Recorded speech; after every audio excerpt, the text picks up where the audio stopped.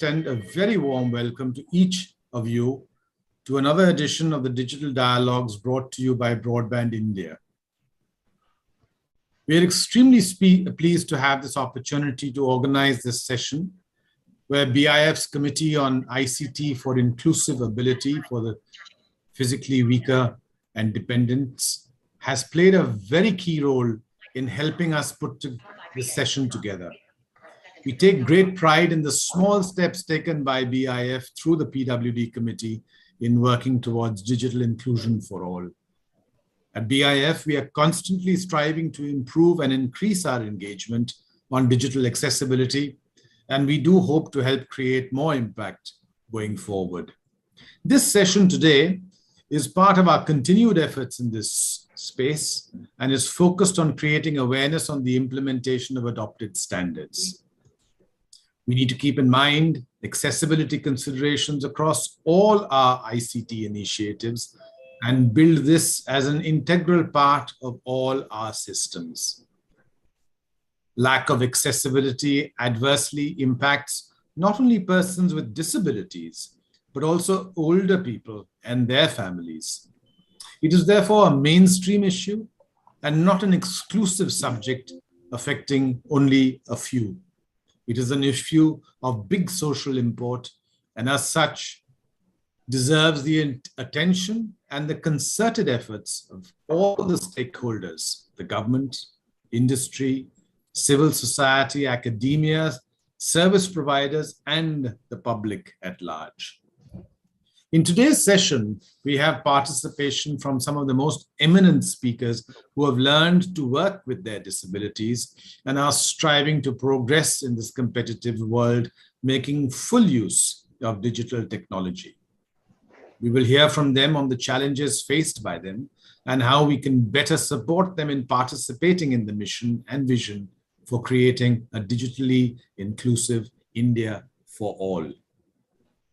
Before we proceed to the formal events, let me announce that in our drive to promote accessibility in the digital communications world, we at the Broadband India Forum we were amongst possibly the very first to introduce sign language interpreters for all our webinars and events. And it gives me great pleasure to welcome today Dr.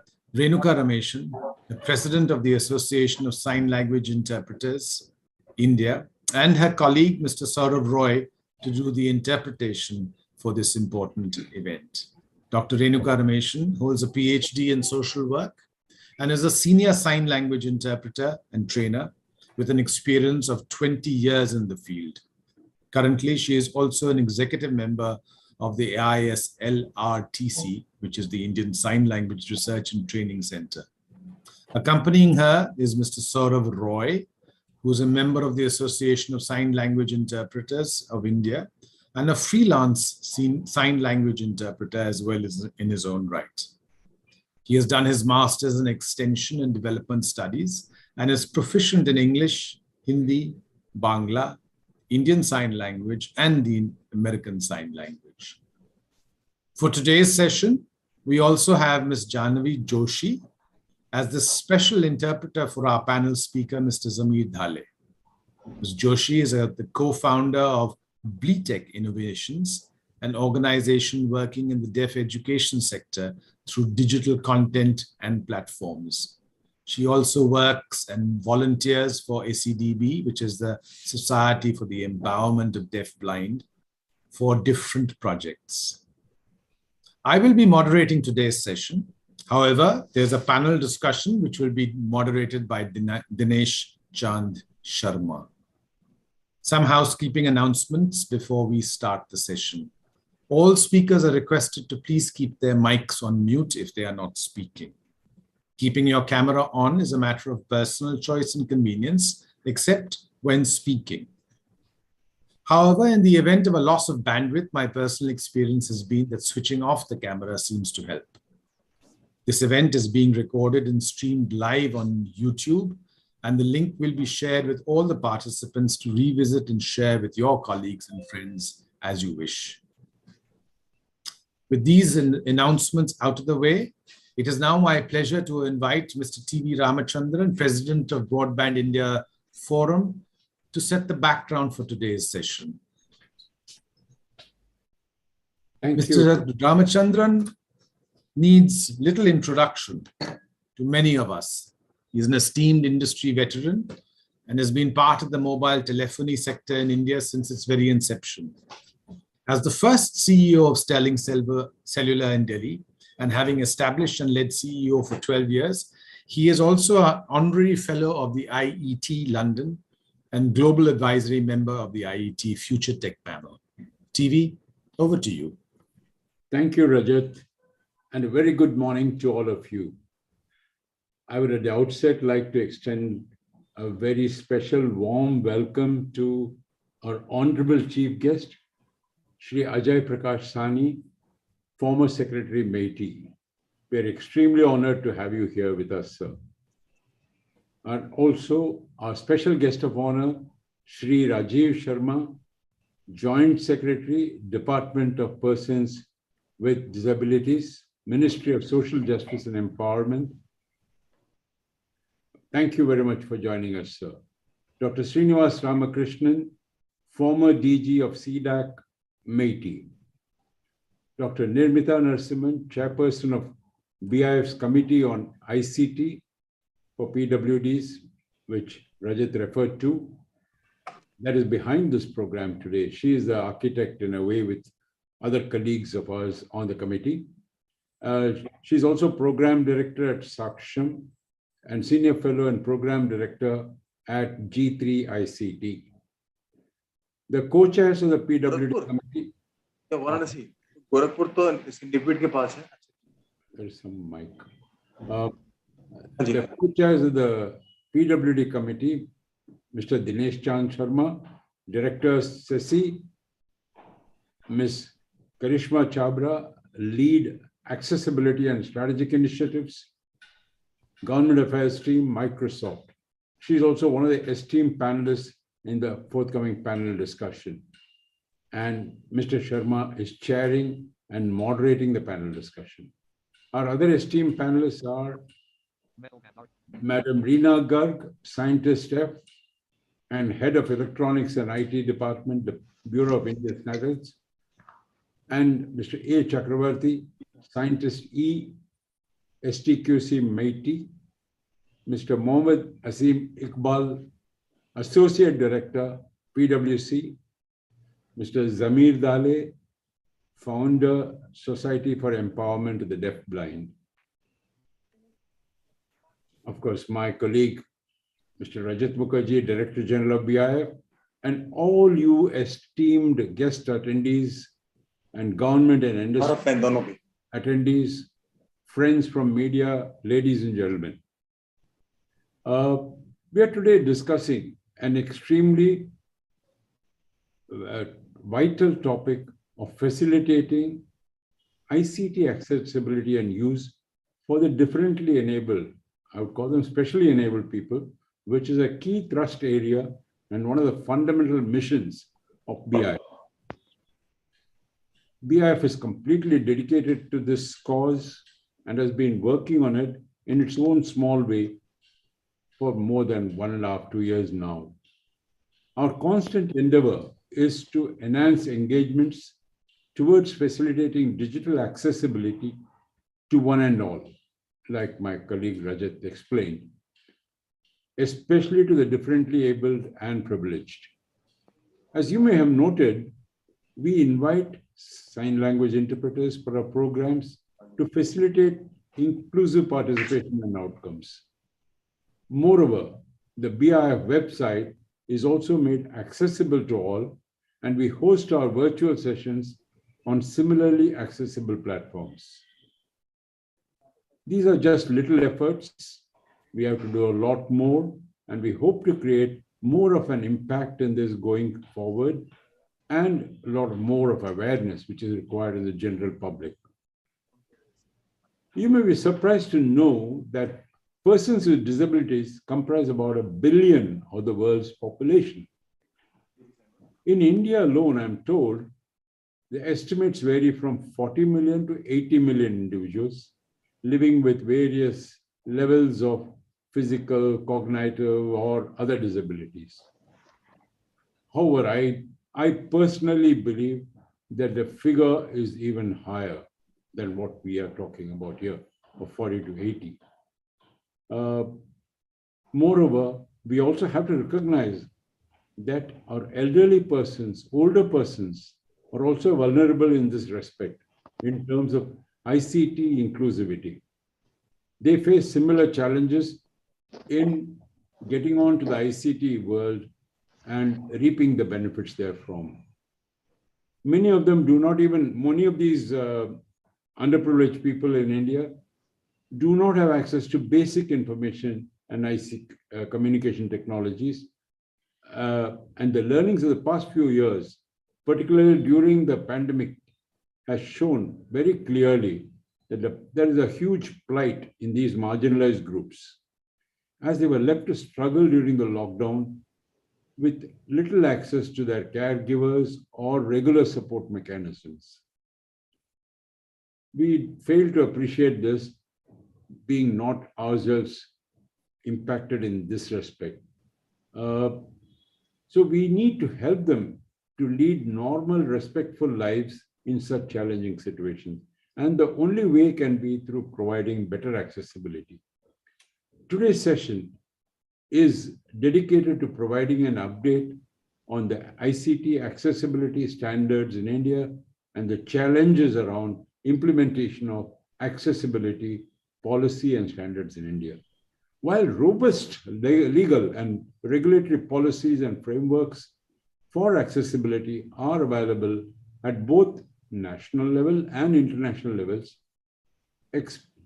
the on-ground implementation of the same and the expected benefits or relief thereof they are supposed to bring needs more introspection, more awareness, more addressing. Fortunately for us, we have extremely learned experts in this domain who will share their valued views on the subject. I must mention here especially that many of our expert speakers in today's session are themselves differently abled. And it's so lovely of them to come forward and participate in this discussion. We cannot thank them enough for this. Thank you one and all for that, you esteemed panelists. We are privileged to have you all inspiring personae with us today and are proud to share the stage with them. I look forward to their kind inputs and interventions in the session. With these few words, I would like to hand over back to Rajat for proceeding with the session. Thank you all. Thank you, Rajat. Back to you. Thank you very much, TV, for your warm words of welcome and introduction. And with this, I would like to now request the chairperson of BIF's Committee on ICT for Inclusive Ability for Persons with Disabilities, Dr. Nirmita Narasimhan, to please address the group. Nirmita, over to you. Thank you, Mr. Rajat. Good morning, everyone. I'm really proud today to be part of this panel, especially because this is something which we have been working towards for a long time. As a country, we have really been very pro-disability, pro-accessibility, and we have a lot of policies, legislations. And in that respect, the standard, now we have an Indian standard based on the global ICT procurement standard EN 301549. Now we have notified the Indian standard 17,802. And I think that's a very proud moment for all of us because at least in Asia, for sure, we're one of the oldest countries to have worked on this and notified it. What I hope we are now going to do with all the experts present here, many of whom have been part of the standard development process, who are part of the international standards work in their respective organizations, to shed light on what the standard is, what it means to implement the standard. As a country, what do we need to do to go forward? Because as we all know, it's still easier to get a standard out of the legislation out, but what makes a difference on ground is the implementation, is the awareness, is the support that we give, the motivation that we have, the support that we give and the motivation that we have to adopt and implement this standard as a nation, as a country, each and everything that we do, the products that are produced, that are procured, the services that are there, the information that is there out there. How do we all embrace this, and how do we make this a reality in the next 5 years or 2 years or 10?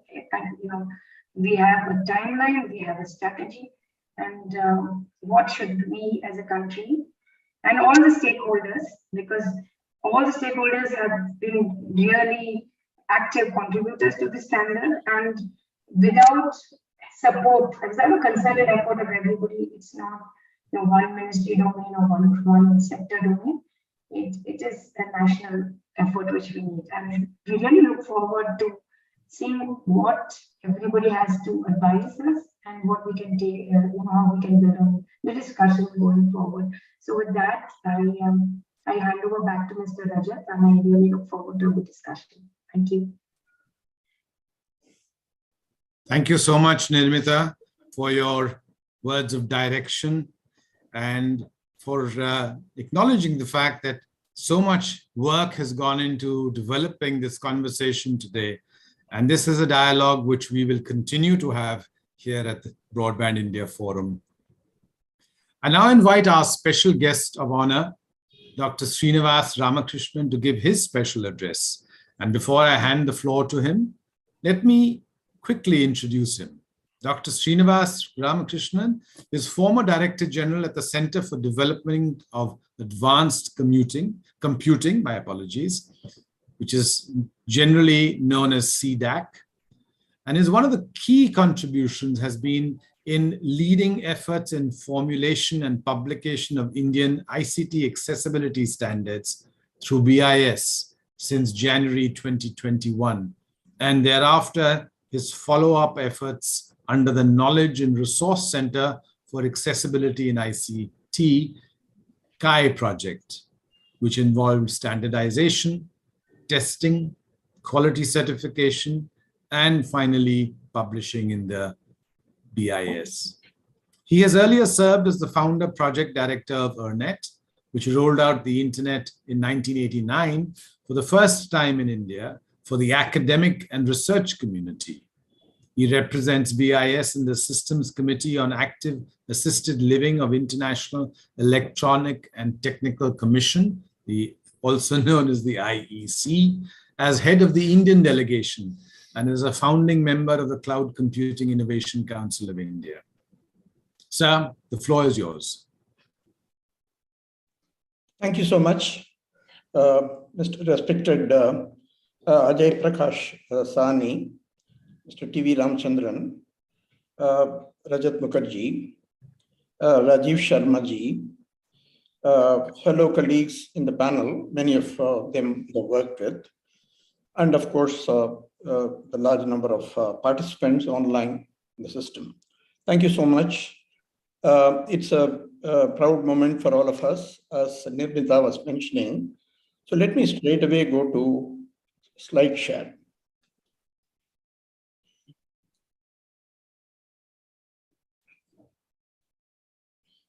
Is my slides is there? Yes, sir. Okay, thank you.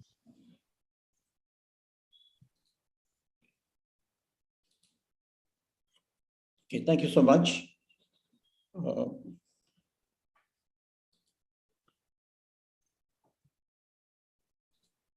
Yeah.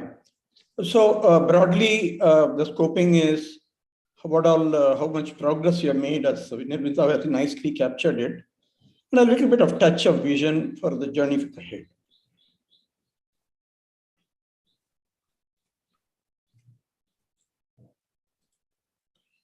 So, in a 1-minute nutshell, before 2020, it was GAGW 2.0 with WCAG 2.0 as the basis, as followed for web accessibility and was limited to government sites.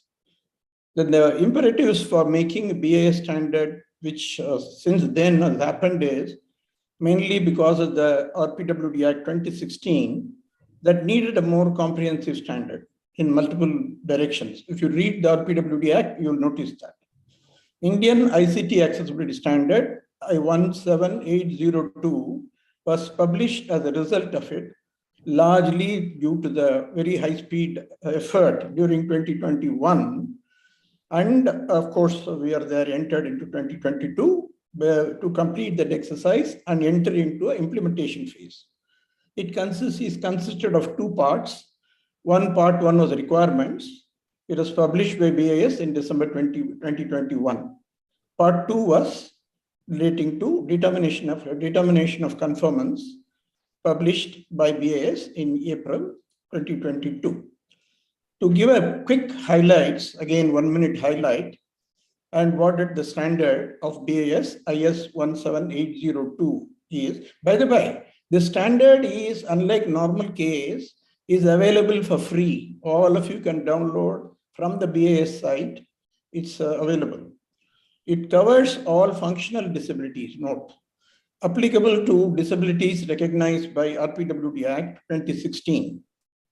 What we have done in the case of Indian standard is we have added Indian language requirements.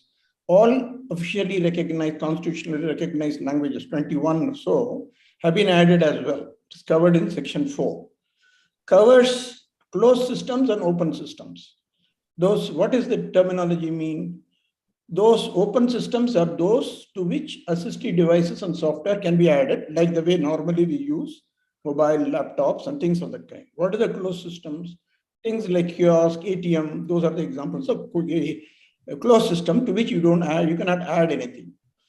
Covers a wide gamut of ICT products, services, and systems, from hardware to software, applications to content, multimedia content, in all 22 Indian languages I already mentioned. It covers in the respective chapters two-way audio, video, hardware, includes stationary ICT, keyboards, etc. Web, non-web documents. When I say non-web document, it includes not only the kind of a Word and PDF, it also includes things like email and so many other things. Multimedia, as I said. Software, support and memory. Support means all that comes along with the equipment or system services, emergency and relay services. These are all covered in sections 5 to 13. It has been harmonized with WCAG 2.1, EN 301549, latest version, which is version 3.1, and American Disabilities Act 508. Yet covers India-specific requirement. I just now mentioned about it. There are one or two other things beyond Indian languages. The testable criteria and procedure for determination of conformance are covered in part 2. The process adopted by the CAI project, which was awarded by MIT and funded by MIT, was that is the process beginning of this journey. It was then taken up in BIS Subcommittee 35 on active assisted living, which in turn set up a special panel to give a high priority to this effort in preparing the ICT accessibility standard. The entire process from the start, first presentation to the committee to publishing of the standard, was completed in record 8 months. Following due process of BIS, including things like public consultation. Apart from the subcommittee itself has a large number of members, many of them are present here today. Stakeholder consultation also had at different points of time. You can see a glimpse of the kind of a stakeholder consultation. You find government agencies, so many line ministries, including DOT, Ministry of INB and many others, GEM and many others. Then you will find the industry consultation through different industry association, MAIT, NASCOM, BAF, IAMAI, Mobile, etc. Then you will find the next third row consists of the different standards and associated people. Dinesh was one instrumental person. Consultation was done. And then, of course, the core central point was Bureau of Indian Standards. Then there is a Department of Empowerment of Persons with Disability, Accessible India campaign. All that was all integrated, including things like Daisy India Forum and other NGOs. Then, of course, the project implementation was done by CDAC. And then, because the Indian languages, TDL division of METI was also consulted. Then implementation journey begins. That is all standards making, as Nirbita mentioned nicely. Standards kahani ho gaya. Actually, people were really looking forward to the standard for a long time. So the good news, therefore, is the time for celebration. Then celebration is the beginning. A series of awareness, capacity building, and train the trainers workshop have been conducted. You won't believe it. 8 awareness workshops, 4 capacity building workshops, 4 TTT workshops have been held in the last 6 months. A large number, at least participant would have been 500 to 1,000 people in all them put together. Engagement/consultation meetings with various stakeholders, users, developers, industry associations, sectoral players. Support to DPWD on revision of RPWD rule. Typically after an RPWD Act, there is a set of rules which gives it a legal power. And it goes into the court, the people with disability can sue them, sue the non-provider, non-compliance people. So that is the rule. It was earlier based on GIGW. It is getting revised. We are in the process of discussing with them. Support to ministries on sectoral policy and standards making, and then associated announcement and ecosystem building. DOT and the Ministry of INB exercise has already been gone. I mean, it's going, you can say loosely. Other support to METI and DEPWD in policy making and implementation exercises that is being provided by the CAI project. Progressive rollout of accessible ICT products and services, development, procurement and testing, compliance criteria and methodology, including voluntary product acceptability test. VPAT is a very popular global thing. Manufacturers themselves declare which product is compliant and to what extent what is compliant, because that's a very important methodology. So this last bullet is something we need to begin, something we have mildly begun, but a lot more exercise is involved. See, this accessibility journey is not a one-day wonder. It is a journey. So this is the important exercise. I hope today's deliberation will be valuable in that exercise. Learning from the best practices of other countries. Of course, Isaac Newton said, I am standing on giant shoulders. Same is the case in our case, India's case. So we have leveraged the enormous work done by the standards agencies as well as the people behind them. WCAG 2.1 of W3C, EN 301549 of European Union, which include HC, CENILAC, all those agencies, and of course, so many other people there. Similarly, ADA 508 and thereof. And then many others also. For instance, ISO adopted WCAG 2.1 as a standard. And now I'm involved, or many of us within the BAS are involved in, as well as in entire SC 35, are involved in IEC deliberations and active assisted living. That is one of the accessibility, one of the important component in that, including global deliberations. Adding India-specific requirement, I have already mentioned to you. What we did was leveraged on that, it understood thoroughly, so that we are ready to implement it all the way from online banking to transaction processing to payment apps. So a whole lot of scenarios we have discussed and analyzed, which are direct relevance to our own people, hardware, software, etc. Adding India-specific requirement, I already mentioned it.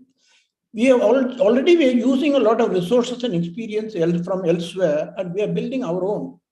So we think over a period of time, we should be able to share our own experience to the rest of the world also. So leveraging opportunities for bilateral and multilateral cooperation and collaboration. So I guess this is what as the future journey goes, this is what will happen. Because after all, India is 1.4 billion people, and we have 400 billion industry, ICT industry. Now it is going to go further. So we have a lot of things to offer to the world also. Road ahead, this is the last slide by the by. Taking forward Indian accessibility journey. The important thing is all of us need to come together. What we noticed was even globally, even companies cooperate, countries cooperate. So therefore, within India, we have to build the accessible India. Therefore, all the stakeholders, we have historically not always necessarily worked together. So we need to do that as success in this exercise. Adoption and implementation in a coordinated manner by all stakeholders in every sector and for all ICT products and services in a planned but accelerated manner. Keep up with the standard journey, national and international. The technology is moving very fast. So many of them are actually, as you see in the next bullet, are going to be very aiding accessibility, AD. Therefore, a standard cannot be static. So that's why we have to participate and nationally and internationally in standards making, make them a vibrant forum. Leverage emerging digital technologies and universal design thinking. For instance, AI, ML, AR, VR, they are all super technologies for accessibility. Different interfaces, seamless shift across voice, data, video, text. You know, so many examples I can quote. IoT, wearable computing, brain-computer interface, gesture control, robotics, speech recognition, NLP AI, and conversational AI, specifically for Indian languages, auto-translation, image auto-tagging, using ML and auto-captioning, audio-video. So actually also most importantly today, given the India's mood, we must promote the Atmanirbhar to capture innovation, affordability, and scale. Also specifically in this accessibility area, because accessible product we can build because of the scale. Elsewhere it's built may not be everything, but still globally so much things that people have done. The Microsoft is a super leader in this area. You know, because of some of you know how Satya Nadella is so committed to this topic. So that Google, enormous work they have done, and then Apple very much there. So we should leverage all that as well as build our own innovation, the kind of technology which is the previous bullet I mentioned. Build a robust institutional mechanism with lightweight rules to support policy and regulation for effective implementation. So acknowledgement, I want to thank a lot, but I will leave a slide for 10 seconds for all you to know how much we owe to so many people, so many. So this is just an illustrative list. Thank you. Thank you very much, Dr. Ramakrishna, for that update on the ICT accessibility standards here in India. It was an extremely interesting and illuminating presentation. Thank you very much for that. With that, I now want to move on to the panel discussion. It is my honor to hand over to Mr. Dinesh Chand Sharma. Dinesh, before you take charge, let me give a short introduction for the benefit of the audience. Many people already know you. But Dinesh is our co-chair at BIF's Committee on ICT for Inclusive Mobility and is Director for Standards and Public Policy for the EU project SETI. He has over 30 years of industry experience and represents European standards organizations, including ETSI, the European Commission, and the European Free Trade Association in India.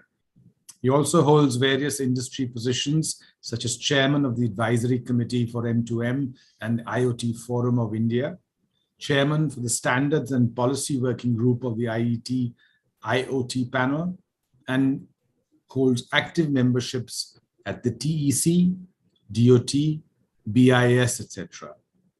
Dinesh, over to you. Thank you, Rajatji, for your kind words and kind introduction. It's indeed a pleasure, before I go ahead with the panel discussions, I would like to convey my sincere thanks to TV sir for giving us this opportunity to be a part of this working group you started, sir. And such an important and a vital subject. I mean, I feel privileged to be associated on this. I would also like to say my kind regards and namaste to Sani sir, Sharma sir, fellow working group members who are attending this, and dear delegates. So, distinguished panel today, we have invited truly represents the key actors involved in the development and implementation of ICT technologies and policies, and as well as standards. First of all, let me request all my panelists to be please turn on your camera and be present so that I'm aware of. I do see Mr. Jamir is there, Mohammad Iqbalji is there, Rinaji is there, now I see, and Chakravarti sir is there. So panelist is complete, so I need not to skip any introduction when I start the session. So let me first briefly share or set the context of this session. As we all are aware, and I think we heard from Professor Dr. Ramki about the development, the way forward, accessible India. So while we have reached to a stage, we need to continue this journey. And when we continue this journey, we need to do a lot more to achieve and make in reality the accessible India. Accessibility of ICT and product and services will definitely facilitate, and as TV sir highlighted, let's call them spatially able or differently abled people. We have to make sure when technology is evolving and innovating in such a fast pace, and we are making best use of it to make a comfort of our life, whether it is work or personal life, we must ensure that this technology is accessible to these people who are spatially able or differently able.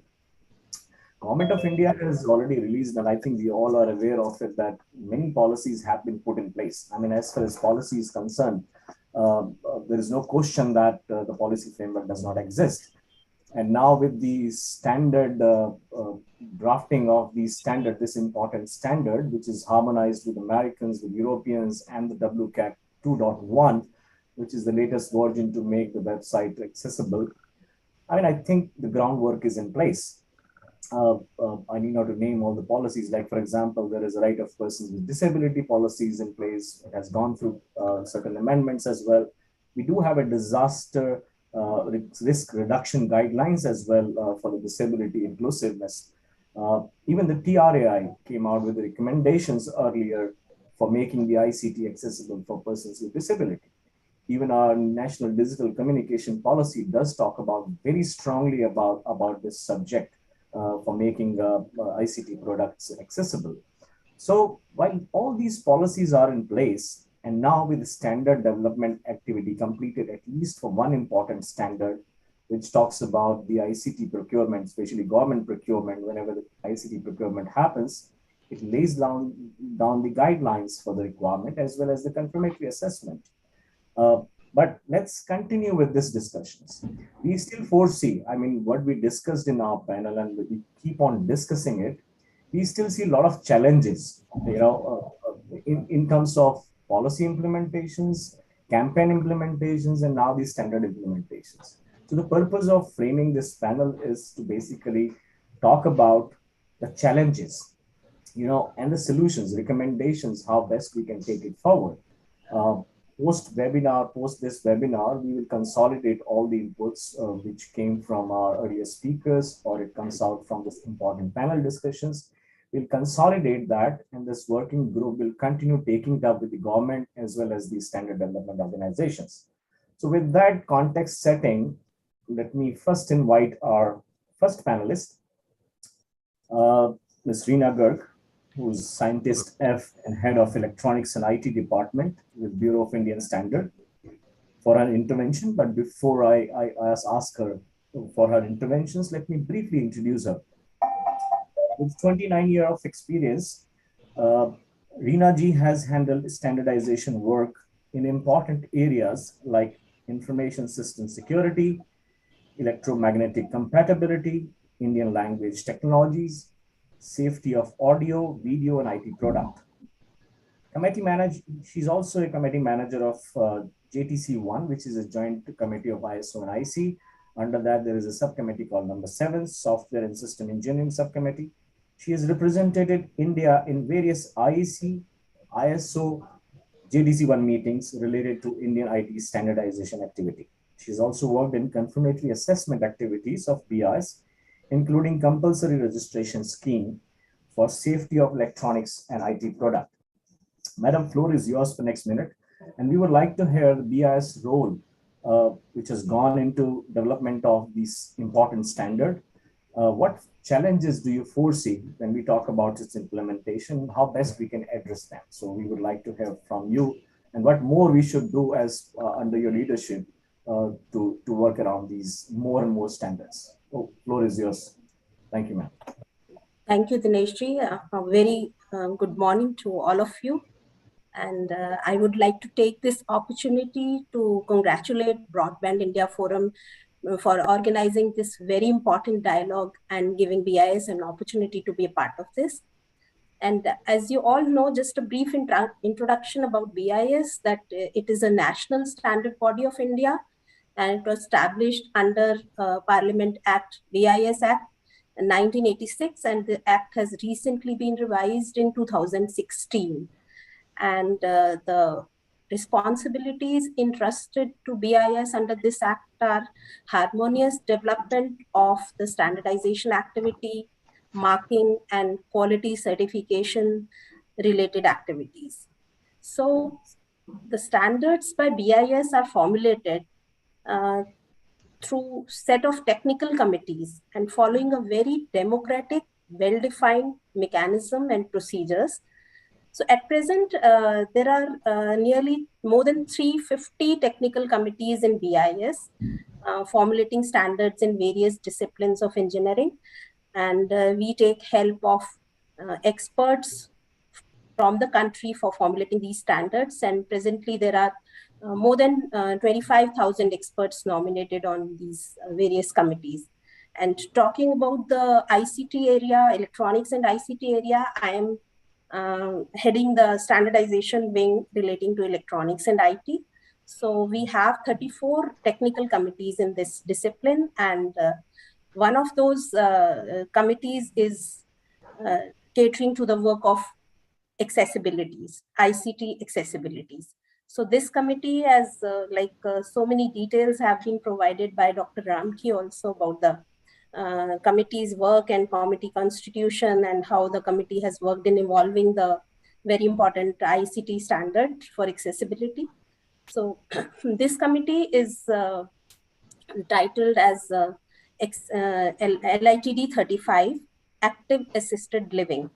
And this also is closely liaisoning with the corresponding international IEC committee, the international counterpart, which is IEC System Committee on Active Assisted Living. So the participants, the members of this committee also take part in formulating international standards to make sure that the Indian specific requirements are incorporated in those international standards. So that we can directly straight away adopt those international standards as Indian standards when they're published. So only the members of this particular committee have the privilege to participate at international level from BIS in those international deliberations. Coming back to the important standards which has been recently published by BIS, IS 17802 Part 1 and Part 2. So this important standard done by this committee by a group of eminent experts, which have been mentioned by Dr. Ramki also. And the stakeholders, the BIS committee mainly consists of wide cross-section of the stakeholders, which includes government departments, R&D institutes, laboratories, and academia. So we had almost all possible relevant departments, government department on board while preparing this standard, like MIT, DEPWD, MOHUA, DOT, Ministry of Information and Broadcasting, and so on. So as a result of very tirelessly working and for about 8 to 9 months, we were able to publish this standard 17802, which has been notified in the Gazette by BIS. And this standard basically, it is the technical adoption of a very well established European standard EN 301549. And the modifications were limited to referencing the relevant regulatory context in reference to Indian regulation and laws pertaining to disabilities. and the official languages of India have been incorporated additionally in the standards. So the purpose of this standard, basically the document, is to provide the functional accessibility requirement applicable to all ICT products and services. And it also describes the test procedures and evaluation methodology for each of these requirements, each of these accessibility requirement in a form which is suitable for use in public procurement. So it is a very, very important standard and Bible for all the relevant stakeholders who want to ensure that the products are complying to requirements relating to accessibility. So the document also provides details about the Indian specific requirements like support to Unicode, support to Indian languages and display in mobiles, and the use of recommended fonts as a choice of PWD users, then Indian language captioning and subtitling, Indian Sign Language, and Indian language support in messaging, and so on. So like all these factors have been taken and incorporated in the standard. And I'm pleased to inform you that the standard can be downloaded free of cost from BIS website. Both the parts of the standards are available at Indian website.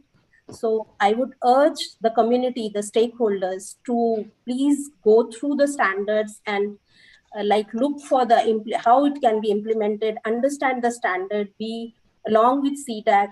I have constantly been arranging for the awareness workshops, and we also have in plan in future, like every alternate months, BIS is holding the awareness workshop for making the standards understandable and making people aware of the standard.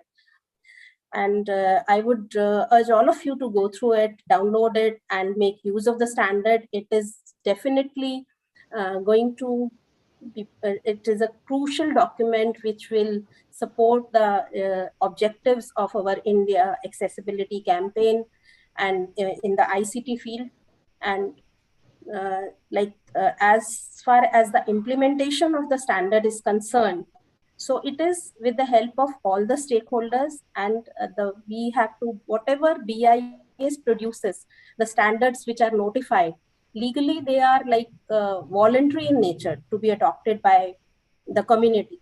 But the line ministry can always issue orders, the quality control orders, to make these standards mandatory for implementation in the country. So it is like the BIS job as far as is concerned for publication of the standard is over. Now there has to be consultation within the with the line ministry and with the help of BIS certification. There are various kinds of certification schemes. There are third-party certification. There are self-declaration of conformity. So which under which which scheme should we consider the standard for implementation? Like that has to be the there has to be a wide stakeholder consultation regarding this also. The viability, whether third party is possible, whether self-declaration is possible. So all these discussions are still awaited. And the line ministry, along with BIS, along with DPWD, they have to come together with the stakeholder consultation and reach to a conclusion how legally it would be implemented. Voluntarily, everybody can implement this, taking the standard, going through it and adopting it, implementing it in their workspace. But legally, how it should be, what should be the legal structure, that is yet to, the discussions are yet to be taken place and decided the further course of action. So I think that's all from my side. Over to you, Dinesh. Thank you very much, Reena ji. And I must commend the shortest possible time in which this standard was formed. Making it free of cost for download is a very good step. Stop my video button. More on mute my microphone.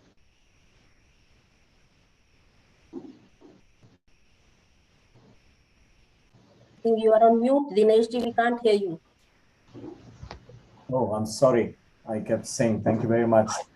No, thank you very much for highlighting the wonderful efforts which BIS has taken up, releasing this standard in 8 months, making it free of cost for downloadable format, in a PDF format, so that people can read it, and it is accessible document. So yes, I also encourage all the participants or the delegates to please download this standard, understand the standard, and implement it in your organizations. Yes, I make a note of your comment that regarding the implementations or a faster implementation. Of course, the wish list is to have the voluntary implementations, but if we need to make it faster, the line ministry should carry out a stakeholder consultation, which is pending. And I think we will continue working with the line ministry to discuss how best we can implement it so that the benefit reach to the end community. I would also urge all the participants, all the delegates, I think on behalf of Reena ji, please join this technical committee, take up your subject of interest, whether we need to form an Indian standards or adopt a global standards, take up this matter as part of this technical committee. In the last comment on your statement, I would say that uh, uh, there is a cooperation agreement between SENS, ANALAC, NHC, which is the European Standards Organizations, with BIS, with the help of which we have adopted this standard. I go back to the statement of Dr. Ramki. India can share a lot of information from its learning, from its journey. So I would encourage that the BIS should set up some kind of communication channel between BIS and ESOs on this important subject, so that we could take up Indian requirement to this global platform. With that, I am sincerely thankful for your participation now. Let me move on to my next panelist. And our next panelist is Ms. Karishma Chabra. She's a lead accessibility and strategic initiative government affairs team at Microsoft. And she's also a co-chair of this Broadband India Forum's Committee on ICT for Inclusive Ability. Before I invite her, let me briefly introduce her. A management and a business law graduate with over 16 years of experience across different verticals, she's deeply passionate about purposeful digital inclusion and is an evangelist of accessible technologies to empower everyone. She advocates the use of inclusive design principle and has been a speaker at various government, academia, civil society, and industry seminar on use and benefits of inclusive technology. Floor is yours, Karishma, for next 5 minutes, please. And we look forward to hearing from you what all Microsoft is doing. I think we heard from Dr. Ramki that Microsoft is doing excellent work in this important subject, including standardization. So please share how it is implemented globally, what Microsoft is doing, and if you have any challenge to be highlighted around this implementation, and if it is a challenge, if you have any recommendations and suggestions, please share with us. The floor is yours. Mute my microphone button. Thank you, Dinesh ji, and good morning, everyone, to all our esteemed guests, panelists. In fact, some of them I have had the opportunity to interact at some occasions in the past, including Ms. Garg when the standard formation process was happening, the BIF members, and a warm welcome to our audience who are here to attend and give their time for this important topic. I am honored to have this opportunity to be a part of this diverse and seasoned panel here, and grateful to be co-chair of BIF Committee on ICT for Inclusive Ability for Persons with Disabilities. Coming to the question that Dinesh ji, you just asked, I think we all know that in the current remote and hybrid work culture, inclusive technology is more crucial than ever. Access to employment, education, healthcare, government, citizen services, especially for over a billion plus people with disabilities worldwide, who face this challenge twice as much.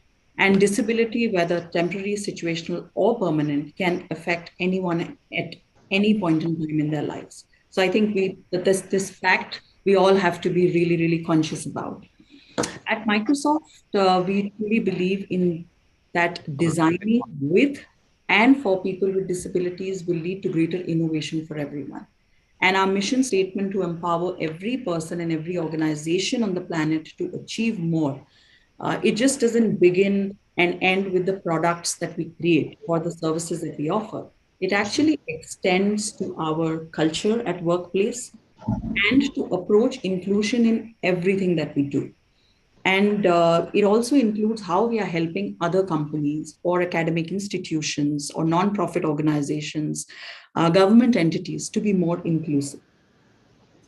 And Microsoft globally has had positive experience working with the governments who have actually led the way by added accessibility to their procurement policies.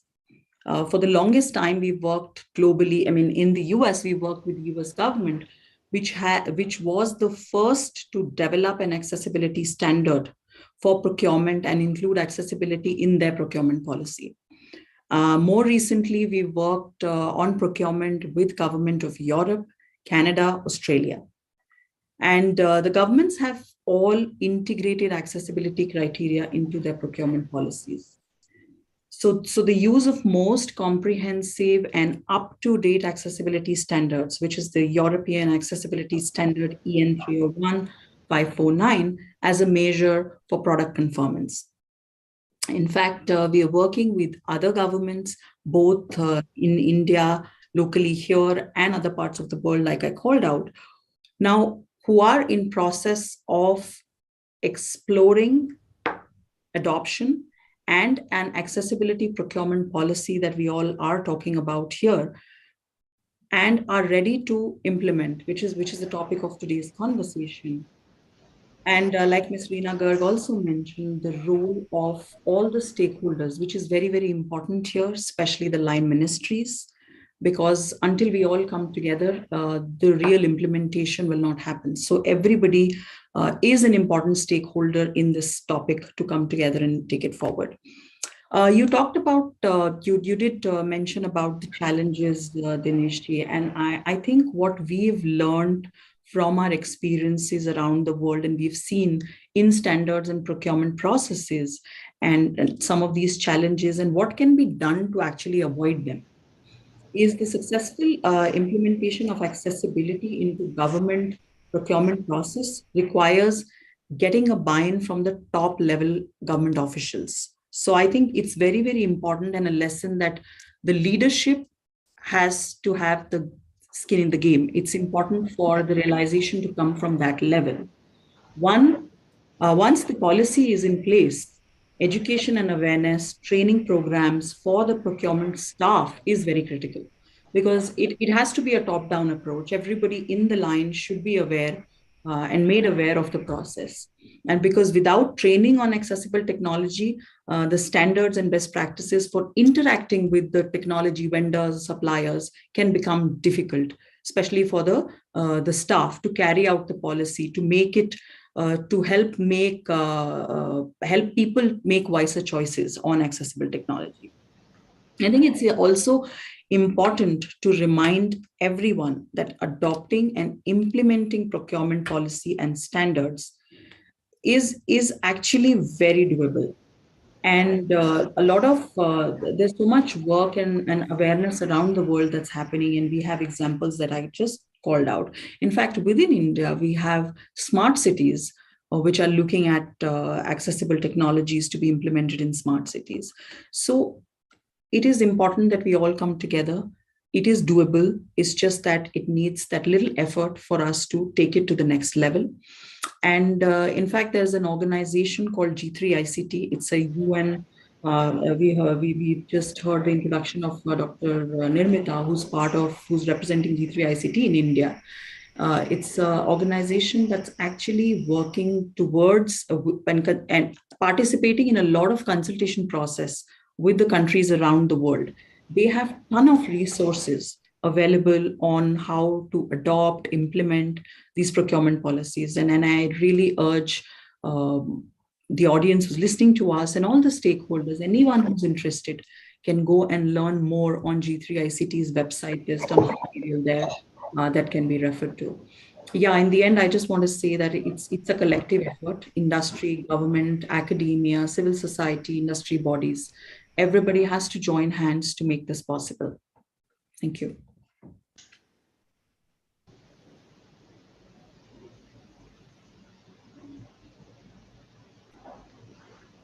You're on mute, Dineshji. Mute my microphone button.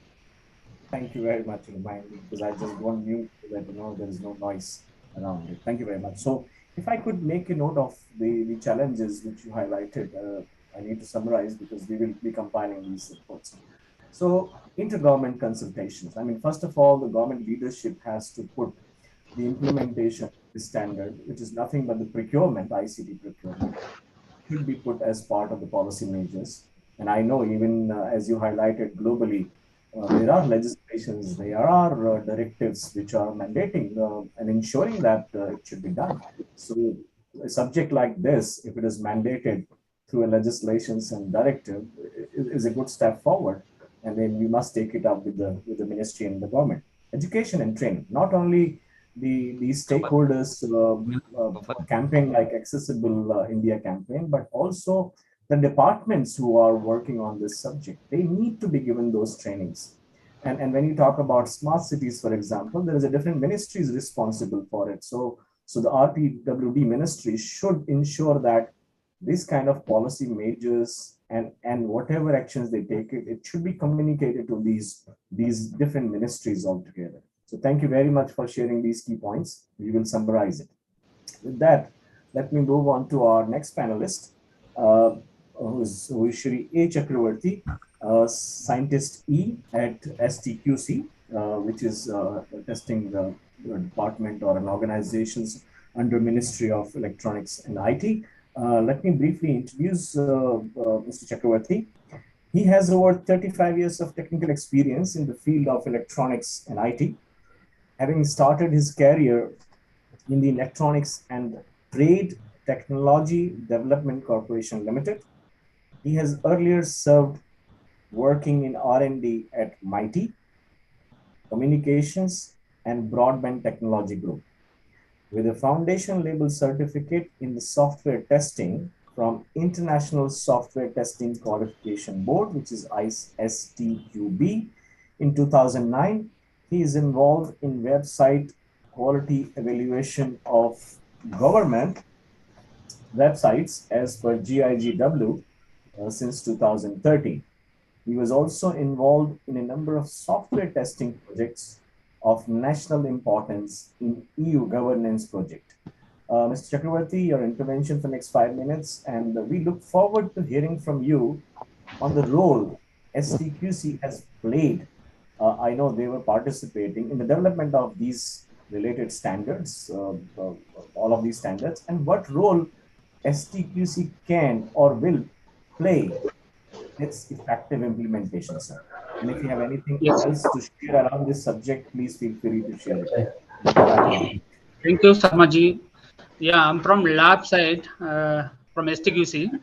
So STQC has played a key role in the development of Indian Standard 17802.12 through active participation in drafting of Indian accessibility standards.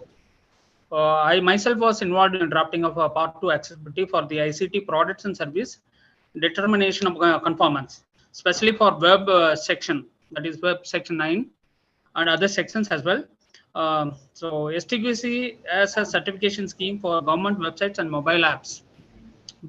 This GHW is based on GHW, which is based on the standards of ISO and W3C Web Content Accessibility Guidelines, that is 1.0 and 2.0, and RPD Act 2016. This current standard covers EN 301549 and WCAG 2.1 RPD Act of 2016 for various ICT products and services like hardware, web, non-web documents, and non-web software. GHW certification scheme follows a website evaluation model with the general requirements of some 36 checkpoints and accessibility requirements, which are again derived from WCAG 2.0 for web. So we have a scheme for websites and mobile apps certification. And also for mobile apps, we have some 32 accessibility requirements and 4 general requirements. Whereas IS accessibility evaluation test procedure with accessibility requirements based on WCAG 2.1 covers web, non-web documents, non-web software.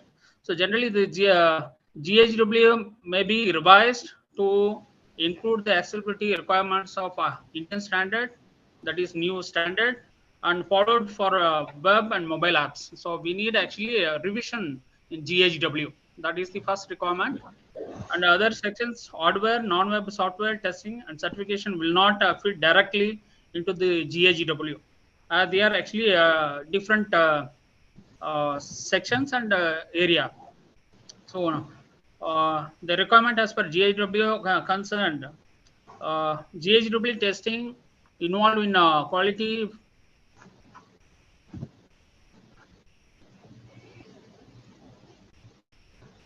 Sir, we lost your voice. Quality, functionality, usability, and accessibility. Whereas the ICT standard, our new ITC standard focuses only on accessibility aspects. Yeah. So the problem is directly implementation of this new standard.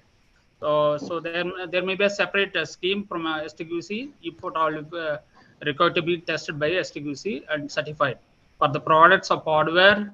Means ICT product, hardware, software, and non-web documents, non-web softwares, etc.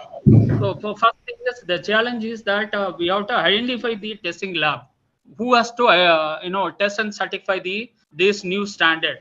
So that is the one challenge. And also there are after that the testing tools and infrastructure required in the testing labs. Again, the testing has to be done manual testing as well as using automated tools.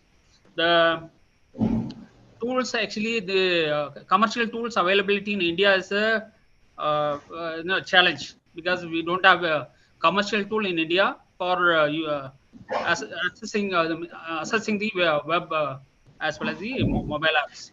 So there is a big challenge for us, and we use mainly online service tools, online accessibility evaluation tools, which are free, and it has its own limitations and also security issues for us, for the country. So we depend on these free tools, which scans very few pages, maybe tens of pages, whereas the website will have hundreds, thousands of pages. So that is also a big challenge. So we should have indigenous development of evaluation tools, as well as the screen readers for the testing of the standards violation or accessibility violation. In technical terms, some HTML, CSS, broken links, broken anchors, and browser compatibility, color contrast, and screen readers, mainly used for visually impaired people. So these lot of tools issues are there. So that needs to be addressed. So even the browser screen reader tools or software or having some limitations. The quality and performance are not up to the mark, which are actually some other tools, online tools we are using. The tools are having quality issues and performance issues, like screen readers, NVDA and JAWS. So many other things are there. So these all issues needs to be addressed maybe locally by our indigenous test and development report for making availability of tools for implementation in the labs. These are the major challenges. So that I would like to emphasize. These are the points from my side. Thank you all. Thank you, sir. Thank you very much for highlighting these important, first of all, updates, and second, the challenges. And if I could make a note of it, for sure, the GIGW, which is based on WCAG 2.0, need an update. The guidelines need an update for 2.1. So we will include this as one of the activity. The challenges which you highlighted is genuine challenges that we need to have more labs, which means identification of these labs, accreditation of these labs based on their capabilities and the infrastructure development is definitely a challenge, but I think it is an addressable challenge. As I understand from CDAC and Dr. Ramki, because this standard is a very generic standard. It talks about entire ICT hardware. It talks about entire ICT software, product, processes, systems. It's a very generic. Now we have to add the devices which we know are the most critical devices for the benefit of these spatial people. So they have started an efforts to create guidelines while including these categories of devices, hardware or software. For sure, I mean, the most important is the website, and the second is the mobile app, which is for which something exists, and we need to upgrade it to 2.1. I do understand about your comment around the tools. Of course, when you download these free tools, there are security concerns.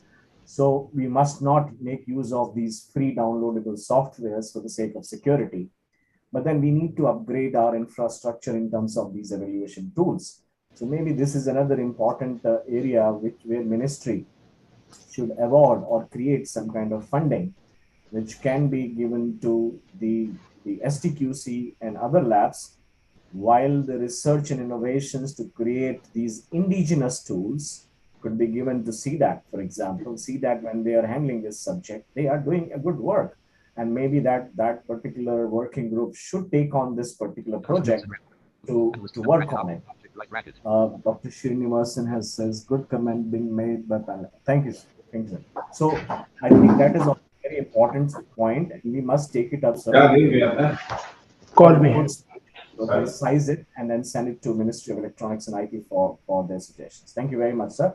With that, let me move on to our next panelist, who is a great friend and strong contributor to our work, who has been associated with us for a long, long time, Mr. Mohammad Asif Iqbal, who is an associate director with the PwC. Let me briefly introduce Mr. Iqbal. Having the distinction of being one of the first blind MBA in HR from Symbiosis, Pune, he's paved the way in creating reservation quota for the disabled across IIMs, IITs, and all government universities in India way back in 2000. He has led the integration of digital inclusion initiatives for apps and multi-purpose smart cards designed for digital payments. A regular speaker on diversity and inclusion, he has also authored many articles on diversity and inclusion published in leading journals, newspapers, and magazines in India. Past president of the Welfare Society of the Blind, he designed and implemented the social inclusion strategy for Aadhaar enrollment under the leadership and guidance of Shri Nandan Vilikani and Dr. R.S. Sharma. Mr. Iqbal, your intervention for next 5 minutes, please, and we would like to hear from you. Do you have any context or comments around the current policy and standard implementation in India? Are we doing enough? Do we need to do more for the implementation to make them available for its uses as early as possible? The floor is yours, Mr. Iqbal. Thank you, Dinesh Bhai, for this warm, kind words of introductions. First of all, I hope I'm audible. Yes, you are, sir. Okay, great. You are. So let me go on to sharing 3 personal stories, a short one, of course. Story number 1, the COVID, which actually made me feel, yes, I'm blind. Yes, I lost my eyesight at the age of 16. Well, during the COVID days when we were experiencing a lockdown and we were all working from home, we had a stock which was available for 2-3 weeks of food and essential items. I think I'm living with my daughter who is 11 years old and with my wife who is not so tech savvy. The challenge was to procure food and essential items when the stock lasts. Well, I thought it'd be very, very easy. Just like everyone else, I would be able to just pick up any popular app like Big Basket, Spencer's, Crofers, but now it's Blinkit, and just order it with ease. And the delivery would be there at my doorstep with no problems. But when I tried using each one of those apps, I'm afraid I could not use it with my VoiceOver, which is the talking software installed onto my iPhone, because it was not created with universal design incorporated. I thought maybe this is one of a kind. I again started using another app, Grofers, the Spencers, but the story, or more or less, was same. It was extremely frustrating, and again with a lot of uncertainty because we had no idea when the lockdown was going to be over. I didn't know what to do, but I knew that I had good neighbors who I can rely on. But this, for getting my food, groceries, and essential items. But this was definitely not sustainable. One of the great things I worked with PwC is that we have a great relationship with existing clients. And I remember sitting on an airplane to Mumbai on an assignment. I was sitting next to a CEO of a more retail who happened to be in my neighborhood, but I knew that they do not deliver. I did call him up. He didn't answer. I sent him a text message and he called back. I narrated the entire ordeal to him. That, so if you do not come to my rescue, I don't know what's going to happen to us and my family. I cannot keep asking my neighbors to get this, get that. Well, he immediately agreed that, okay, no problems. We will make sure that the food and delivery items will be delivered to you at your footstep. Well, the problem was solved. Then the magic van came and the vaccine came. I was all excited because we again landed up with another beautiful government app which was built in very little time, but perhaps missing the critical component which is called accessibility. I did try to register myself with ease, but when I wanted to schedule myself for vaccine of my family members, again, the app let me down. It wouldn't allow me to click with using my keyboard. And it was just really, really frustration, and I had to take sighted assistance to help. Well, I remember, the pre-COVID as a consultant, and I still do, but maybe the travel has come down a little bit, but pre-COVID, I had a lot of travels and I enjoy traveling. So I remember as part of PwC, we all have an access to called self-booking tool through Yatra. But guess what? When I tried booking it, I couldn't do it because the calendar or the dates which you are supposed to select, we could not do it with a keyboard. We have to use it with mouse. And as a blind user, I was not able to use it. I remember an incident when I had to come back from Delhi. It was 6 p.m. flight. And the colleague that took assistance in booking it, he booked me up on 6 a.m. flight. I didn't do a web check-in because of lack of time. And I arrived at the airport and I learned that my flight has already gone in the morning. And then they, after I insisted, they put me on at 8:30, but I had to pay around 15,000 rupees just to come home. Perhaps this is the price of being disabled.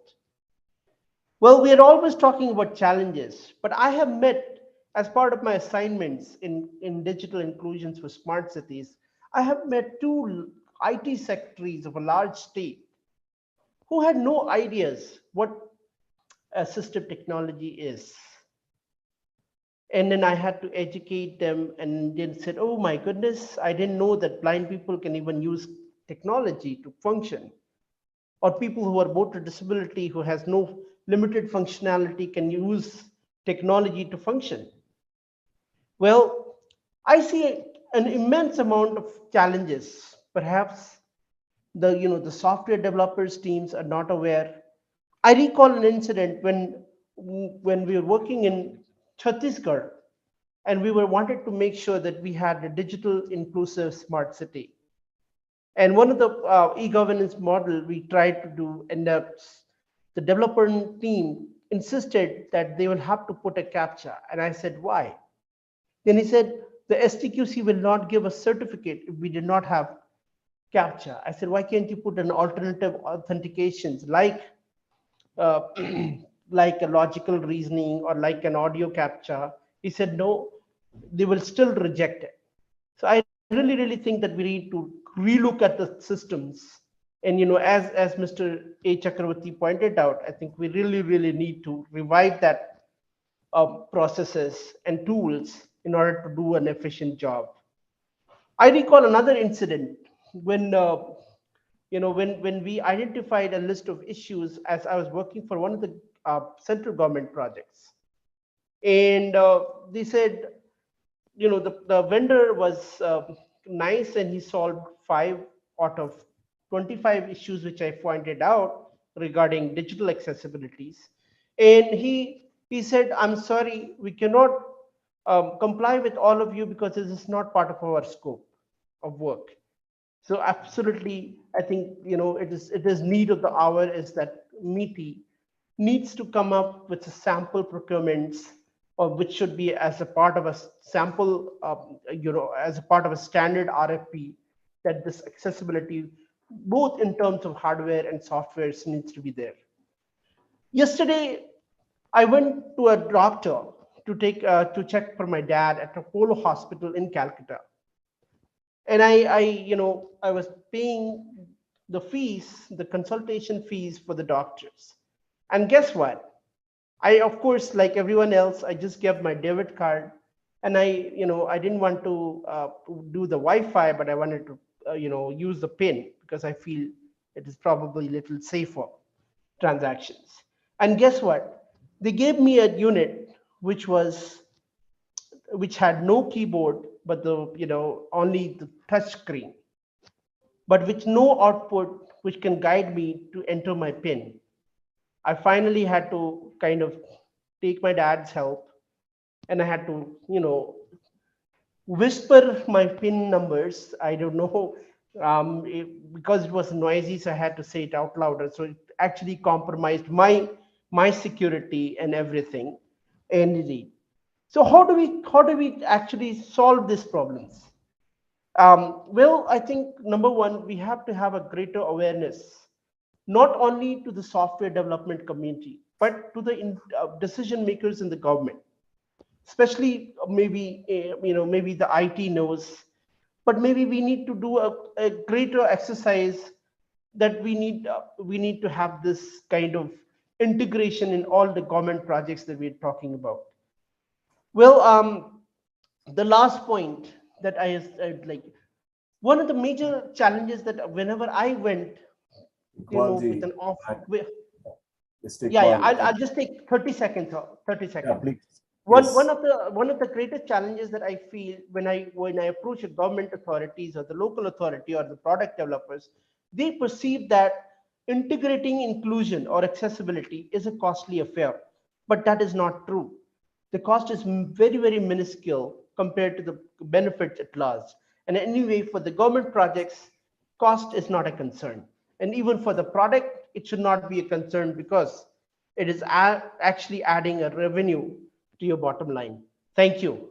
Over to you. I will summarize the short note which I have made. Apps need to be accessible. Web-based solutions, which could be a kind of app, for example, COVID example, need to be accessible. Awareness need to go to the state level, and awareness means government stakeholder need to be educated first. Then only a campaign like Accessible India campaign will really work and go down to states and to the end user benefits. Inclusion of accessibility as part of smart cities, and I think Karishma also highlighted, we have made a note of it. Model RFP update to ensure that inclusion of accessibility is a part of it is another important suggestion you have made it. Hardware like POS machine, I completely agree that whether we need an external device or an update to the POS machine, it is a very important financial instruments, and I think it need to be made accessible. If I see all of these suggestions, probably even if the RPWD Act is in place, we still need some kind of legislations on top of it, more from an implementation point of view. And when we talk about a consolidated legislation in India, it should cover all these areas as part of the legislation so that it's mandatorily implemented. So we have captured these points. Thank you very much for providing your valuable insight as always. And now let's, considering the time, because we're running out of time, I mean, it's an important discussion, but let's move to our very next panelist. We are fortunate enough that Mr. Jameen Dhale could take out time and be with us. So he's a founder of Society for Empowerment of Deafblind. He himself is suffering from deaf blindness. I mean, so let me introduce before. We had a call with him in person because to save the time, because just 5-minute intervention will not sufficient enough for a person like him to share his thoughts and processes. So we had a call earlier. We discussed. He shared his lot of input to me. I will go through it in brief, those recommendations, but let me first introduce Mr. Jami Dhale. He's a person with deaf blindness and is a founder of the Society for Empowerment of the Deafblind, which is SEDB India, the first trust run by deafblind people in India. The organization aim is to empower deafblind people with better education, training, assistive technologies, employment opportunities, and his organization is also advocating to protect their right from any discrimination. He was also the board member of National Trust for the Welfare of Persons with Autism, Cerebral Palsy, Mental Retardation, and Multiple Disability, which was a statutory body under the Ministry of Social Welfare and Justice and Empowerment as part of Government of India. Upon my interaction with Mr. Dhale, as I understood, although a couple of challenges he highlighted in my last conversations, I would like to go through it first, and then I would invite him if I have missed something or if he would like to add further on it. Although the United Nations Convention on the Rights of Persons with Disability, UNCPRD, has significantly recognized deaf blindness as a distinct disability group in article number 24 on education.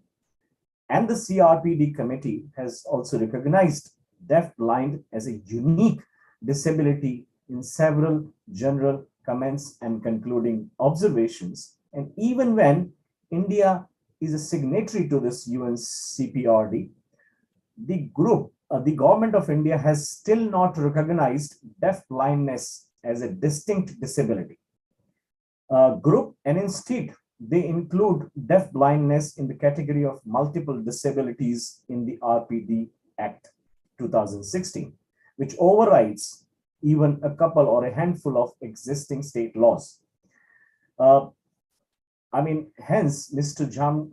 Jamir has some suggestions, or he has highlighted some key solutions and recommendations, which we will surely compile and submit to the Government of India.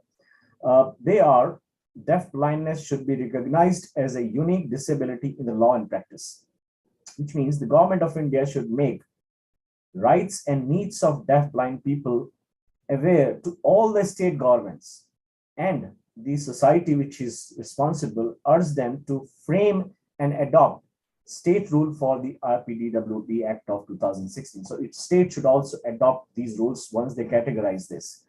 The individual state and territories of India must be urged to ratify. So it's associated on that. The unique requirement is it should be recognized as a key category of the deaf and blindness, not as a general category. With that, there are more recommendations, but considering the paucity of time, and we have a copy of this paper from Mr. Jamir. We will share it. We'll post it on our website as part of this webinar, and from there we will summarize the consolidation also. With this, let me request Mr. Jami Dhale for his intervention, please. And please share your journey with disabilities, how you have learned to deal with the technology, what steps are needed from your perspective to address these challenges faced by the deafblind community, and how much government have addressed as per your opinion, and what more is needed for the effective implementations of government policies and now a standard as well. So over to you, sir. Thank you. And I know she's helping him to have the communication with us. Dr. Renuka. Yes. Yes, please. Hello, everybody. I'm happy to be meeting all of you. Here I am Zamir Dhale. That's my sign name. I am deaf and blind. So in short, I was born deaf, but as time went on, around the age of 10, I lost my sight gradually. And yes, the set of challenges started. It wasn't an easy life for me. There was no accessibility. At least for the blind, there is accessibility, through speaking. But for deaf-blind, it's a real challenge, and there has been no accessibility because we have to do everything tactile. And so I really, there was no technology also. And after I finished my education, in the year 1999, I came across some deaf people, some blind people who were working with their headsets and microphones, and they were talking and they were working on their computers, and they were working very efficiently. But for deaf-blind, there was no such technology available. And I was really interested in gaining access to some kind of technology for my personal use, for my communication. And I approached my teachers and I requested, but at that time, there was no provision made for any kind of accessibility of communication technology for a deaf-blind.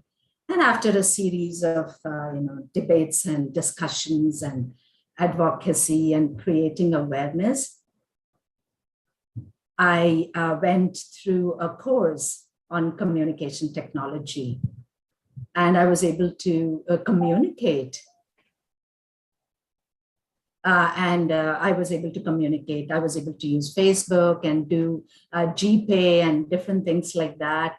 And it really made me independent in my communication with various other deaf-blind persons as well. And we started creating awareness about the need for accessibility. I have 3 points to share here on this platform. The first one has actually made our lives much easier. Yes, technology has made our right to vote much actually possible. So we can actually walk to a polling booth and feel the voting machine and cast our ballot. Yes. And we have access to our right. The second one, of course, is something that I want to mention, is about the CAPTCHA, which is posing a huge challenge for us. So when we want to book a ticket online, it's just a challenge. It is impossible because we are not able to do, carry out any such work on our own, and we want that access. And we are having to depend on others for this access to help us to be able to do these things. So I want to be able to have direct access to book my own ticket and carry out such transactions. Another one is again, the ATM. I have to depend on when I go to a ATM to withdraw some money, I have to depend on the security to help me to punch in my numbers, So, but if we can, there is no tactile interface here. And so that makes it a major challenge. Sometimes there's so many errors, mistakes made on our part to have to keep punching in the numbers and for lack of clarity and accessibility. So if the ATM is, the machine is connected to a braille device, it makes it easy for us and gives us independence in carrying out our own transaction here, especially sensitive and security related work. So we can withdraw the amount, key in our password without anybody's help and having that security. being assured of that security as well. So this is some awareness that needs to be there in the community and in the government sector as well. Just one last thing. Samir also added that technology right now, like Brailler and etc., are very expensive. We require the government to provide subsidy for persons with disability and make it cheaper so that they can buy this kind of assistive devices. Thank you very much, Saurabh. That's Thank a very you, important point. Yeah, that's a very important point, that technology, products, and solutions should be subsidized to make them, affordable to these people. I mean, I would suggest that they should distribute it freely when they're distributing so many things free of cost. And this is more important than anything else. So technology product subsidized is a very important point. And thank you very much, Jameer-ji. And we do have a paper. We do have your summary of recommendations, which I try to summarize it, considering the paucity of time. But we will surely incorporate them as part of our submission to Government of India and especially Ministry of Electronics and IT and the RPWD, plus the standards organization if applicable. So thank you very much, sir. We don't have time much. I had few questions, but we have two important questions which are posted as part of our Q&A window. We would like to go through it. I think it's more finding out more information from us. It's not a question. So let me read first, which has come from Mr. Vimal Vaklu. Happy that this important topic is being discussed. This is a big challenge for people who are differently abled. Has BIF submitted any white paper on this to MITI? And what has been the response? Would you like to take Rajatji? Because we have prepared, we have contributed a lot of papers through white papers and through various others, even the GIGW last time. So please, would you like to take it up or and share? I mean, of course, please, you have something to share or? No. So I can say that as part of this working group, me, Dr. Narasimhan, and Karishma, and other working group members, we have prepared a lot of contributions. Even the last GIGW, we prepared a paper which we submitted. But sir, this workshop which is carried out, it is highlighting many new points which possibly we did not cover in our last submission. So for sure, as part of this webinar proceedings, we will consolidate certain recommendations and key items which should be shared. I would ask first, Karishma, even you can highlight the FICCI paper which was prepared and where we consolidated all these inputs, and then probably we can ask Dr. Narasimhan, if she's still here, what different work we have done as part of this BIF working group. I would also like to add also, Dineshji, that MITI also has a universal access board also, which keeps meeting time to time and reviews not exactly standard, but reviews on accessibility. Okay, thank you, sir. Made a note of it. Yeah.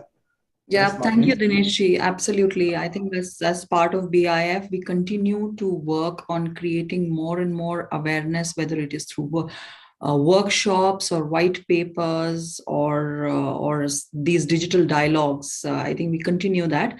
And I also represent on the FICCI's task force for people with disabilities as part of their DNI. And Microsoft collaborated with FICCI to release this white paper, which also talks about what is the importance of inclusive design, why do we need procurement policies and standards, and this was last year before the standards actually came out for India. So we continue to work on this path and absolutely welcome any other suggestions that you may have. Because like I said, and I think all the panelists have alluded to this is a collective effort. We all have to come together and no one person can really make this happen. So happy to have any suggestions if anyone has. Thank you, Karishma. And Vimalji, we would like to seek your inputs and suggestions further to draft this white paper or the summary of recommendations. So we will definitely incorporate your valuable suggestions. With that, let me move to the next item, next question from Mr. Anil Joshi. He's talking about our national education policies, which was announced. He highlights that it appears to have missed providing to leverage benefits of technologies in all areas of inclusion. Now, the new policy, which is under finalization stage, but appears to have overlooked role of accessibility, ICT in the areas of like education, skill, employment, and so on. What recommendations BIF can suggest to Ministry of Social Welfare and Justice so as not to miss it again in coming decades? Thanks, Anil Joshi. We will have to, I think you are highlighting, you just said National Policy 2006, and I understand it is, you are highlighting the education policies, but we will contact you for more information, and we have made a note of it, and we will surely include that it should be taken up as part of this working group. Then we have another question. What is the time frame when audio description will come in force in domestic OTT platform? Dr. Srinivasan is writing some answer, but this is the work in progress, and this is exactly what we need to do as part of our next activities after the formulation of standards, because we discussed creating the guidelines and include those new products for which we can frame the guideline for their implementation. So this is another important comment you have made. Any Indian organization I think Dineshji, Ministry of Information and Broadcasting is already working on this. So we have been associated, BIS has been associated with them in various meetings. So they have been working on this aspect of captioning, subtitling, and all these sorts of things. Absolutely. That's a good point. And even they were working on standards as well. Harish Kotian, even I think Dr. Srinivasan has answered your information. He was looking when will the standard going to be notified and adopted by issuing the appropriate rules. So I think he's updated. We have to take it up with the PWD for revising the rules. So it's work in progress. It is likely to be issued before long. We have last question. Any Indian organization has digital accessibility policy, IT firms, banks, or any sector? I'm sure, yes. And maybe I can request Karishma to share some insight how Microsoft is handling this. So he's asking if any organization has digital accessible policy. Yeah, absolutely. And it's a great question. While Microsoft, like I mentioned, we are deeply focused on accessibility and we're deeply committed to inclusive design. Our policy is, we actually, inclusive by design is what is our design policy for all our products and services. But I'd also like to quickly comment on one or two companies that I know of, which are Indian companies and who are deeply committed to accessibility and inclusion. For example, the bank, State Bank of India. Microsoft has partnered with them, and there is a program which is going on to skill persons with disabilities in financial sector to make them employable for jobs. So there is a lot of commitment from banks like SBI. There is Axis Bank. I've seen work is going on. ICICI Bank has also been in conversations with us. So definitely, if not policy, but there is an intent, there is a commitment to clearly make that difference. TCS does a lot of work. I'm sure with quotes, I'm sure this can be verified, but they will have a policy because they have a complete department which is focused on accessibility, right from creating product dev to working on programs which are for social impact and benefiting larger audiences. And there could be many such other companies. Indian startups, we are in conversation with so many Indian startups who are focusing on innovating for accessibility in India. So I will not just quote it with the word policy, but I'll say there is intent, there is commitment. And this is why forums like these make a lot of difference to create that awareness and bring more and more Indian companies and stakeholders on board to actually work towards creating a digitally inclusive India. Thank you, Karishma. With that, I think our Q&A session is over. In conclusion, when I close this panel discussions, my request is all the delegates who are participating, I'm sure you have an interest, that's why you are attending this particular session. My request is either you join this working group of BIF, come forward, start contributing, start working with us, suggest us so that we can together work for the benefit of these spatially abled or people and then take it up with the government or the standard makers. Second is, even Reena ji has invited, if you have an interest to contribute about standard formulations in India or adoptions, please join that LITD 35 technical committee. So with that, I close this session. Thank you very much for your participations and for providing the valuable highlights around the challenges and some recommendations as well, which we will consolidate together as part of this working group and submit to the government and continue working on it, for the benefit of all of us. With that, thank you very much. Have a nice day. Over to you, Rajat-ji. Thank you very much, Dinesh. And thank you to each and every one of our panelists as well. This has truly been an extremely informative and very, very illuminating in many ways discussion on the subject, which is so complex and so many people don't really know enough about it. I am conscious of the fact that the challenges around the implementation have been adequately brought out, and all the inputs which have been provided will be kept in mind as BIF moves forward. It's unfortunate that Mr. Rajiv Sharma, who was our special guest of honor, has had to be called away on an emergency. Therefore, we will miss the benefit of his interaction with us.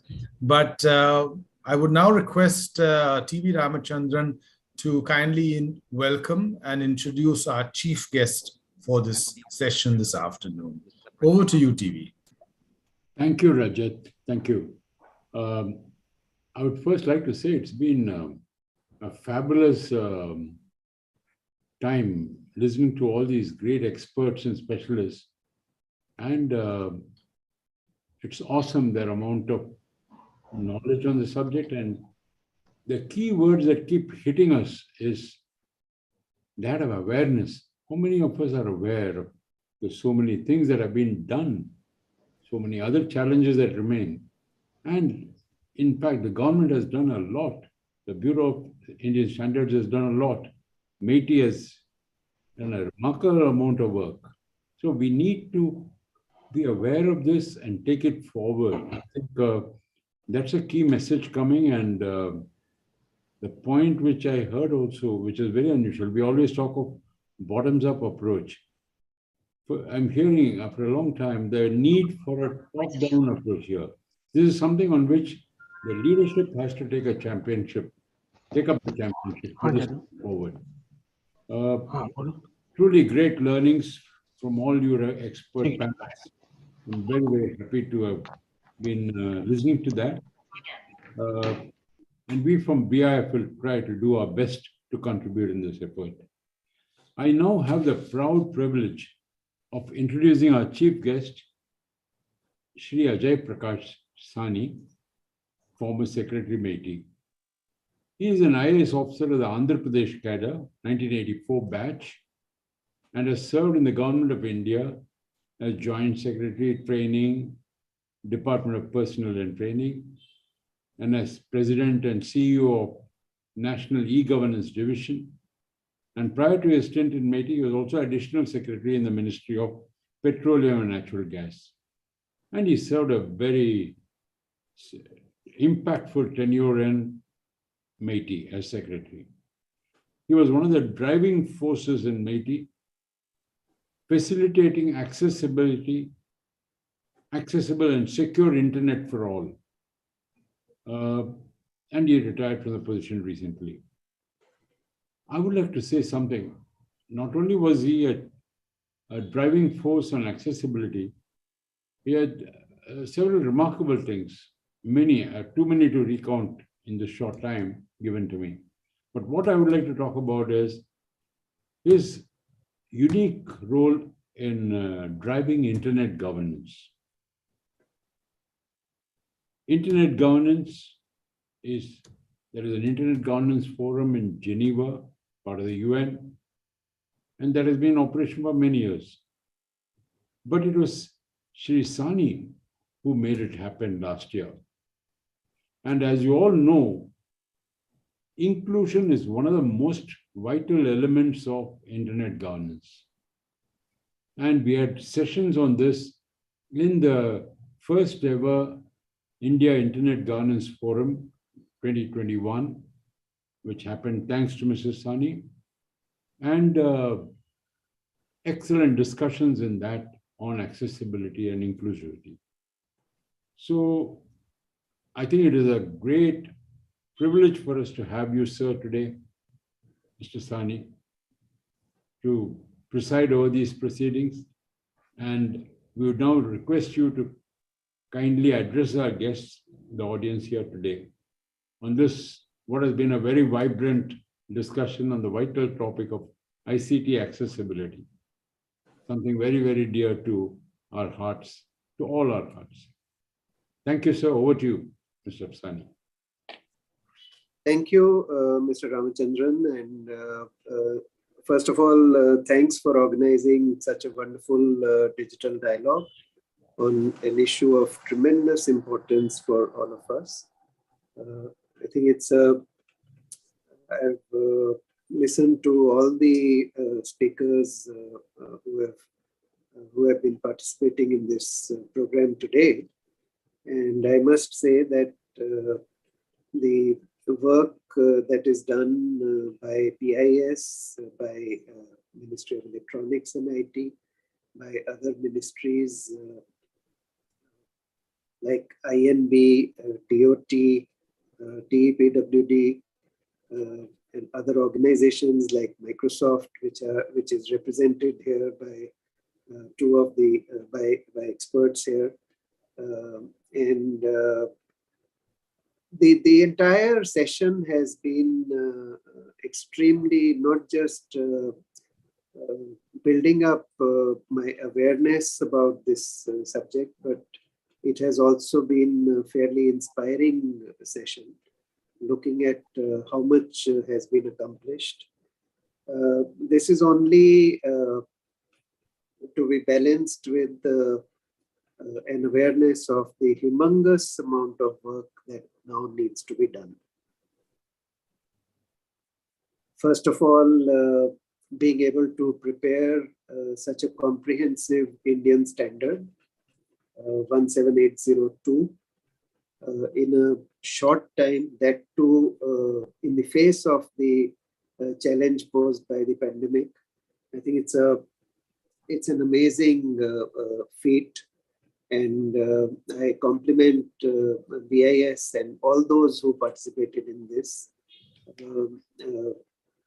Dr. Ramakrishnan brought out in fair amount of detail as to what all is addressed by this standard, and having a standard is absolutely essential. We must also be aware that it is not sufficient. A standard is an enabler. A standard is a guiding light on what all needs to be done.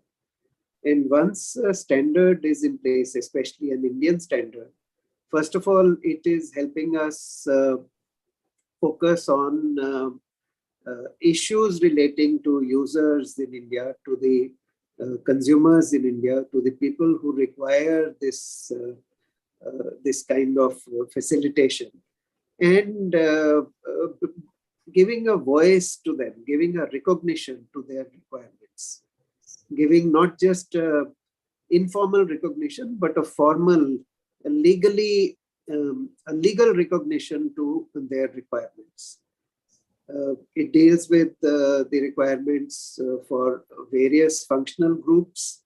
It also deals, as Ramki had beautifully explained, with the Indian language enablement.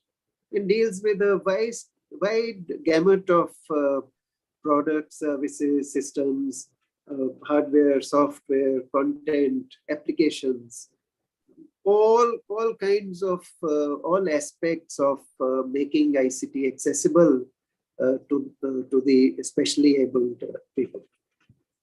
There is still work to be done, as Zamir Dhaleji has pointed out. There is tremendous amount of work to be done. There are categories to be recognized. This might require further elaboration for many of those categories, and then effort on conceptualizing what all needs to get into implementation. First of all, I think it has to begin with awareness, spreading awareness. I'm pleasantly, I was happy to note that CDAC and many other organizations within the government, with the participation of BIS and experts who are present here, and many other experts who are not present here, have already gone into awareness building on this front. It's important that the standard is known to all the people, to all the organizations, to the government departments within ministries within central government and the state governments that are responsible for bringing these concepts and standards into implementation. A fair amount of capacity building will need to be done so that those who have to implement these standards are not just aware of those, but feel confident of the steps that they need to take to seek budget, and there will be many non-budget interventions as well, so that they get on with the humongous task that is before all of them. I think it's also important to especially recognize and prioritize the issues of making content accessible. In this content accessible of also helping different apps, especially the very popular apps, the apps that are in tremendous use across the country on e-commerce and various services, to understand and implement the standards within their offerings. It's important to also ensure that the work which is in progress of taking broadband to all, to everyone in the country, leaving no one behind, goes ahead and reaches fruition. Broadband by itself, sometimes the mobile device which is used by many for accessing broadband, is not adequate in itself to provide accessibility to the differently abled, the specially abled. It's important that first of all, the work of spreading access to broadband goes on rapidly, connects each and every home. Devices become available. The current set of devices becomes available, and new devices get devised for devices and attachments to phones or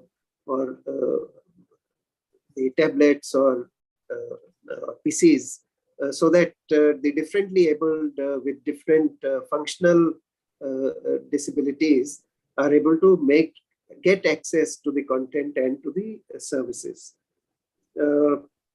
This will require drawing up of plan for implementation within key ministries in the central government and in the state government. So helping them formulate such a thing, starting with one or two, and then helping them formulate such a plan is going to be extremely important.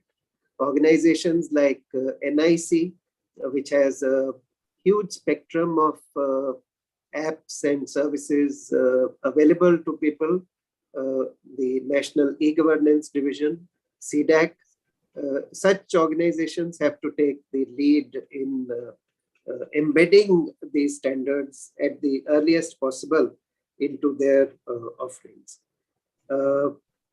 The work that is there on languages is especially noteworthy. I think a large number of, whenever it comes to the challenges to be addressed in India, the challenge is not just by sheer numbers. The challenge is also on account of the diversity, because for each of the functional groups, making the content and services available not just in English and Hindi. A large number of services are available simply in English, not even in Hindi. Making them available in Hindi, making them available in all the languages, making text-to-speech functional, addressing issues. I'm happy that a very simple thing which we never notice otherwise, that of CAPTCHA, has also been highlighted in this session. So where there is a problem that is posed by a technology offering, I think the technology itself has to find the solution. And it's good that we have had this discussion today, and and some of the issues have got highlighted. I would like to call out a few efforts which are ongoing, which may have a very significant bearing on the work that is being done and that is possible to do. The very first one is Bhashini platform, bhashini.gov.in. Bhashini is BHASHINI.gov.in. This is a platform for enabling technologies in languages, all the Indian languages. And this was recently launched by Honorable Prime Minister.